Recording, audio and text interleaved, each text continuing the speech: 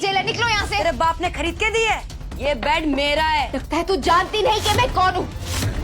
दूर रहो उससे। बचाओ। कोई है, प्लीज बचाओ।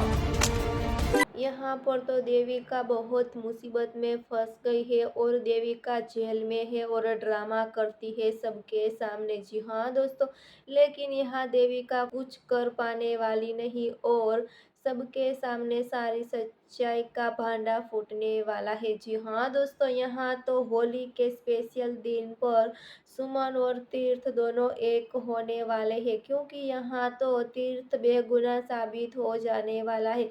लेकिन यहाँ पर विक्रम की सारी सच्चाई सामने आई नहीं, लेकिन यहाँ तो देविका सबूत के साथ दिखाने वाली है विक्रम की औकात। जी हाँ दोस्तों, सीरियल में आगे शो में धमाकेदार ट्विस्ट मिलने वाला है।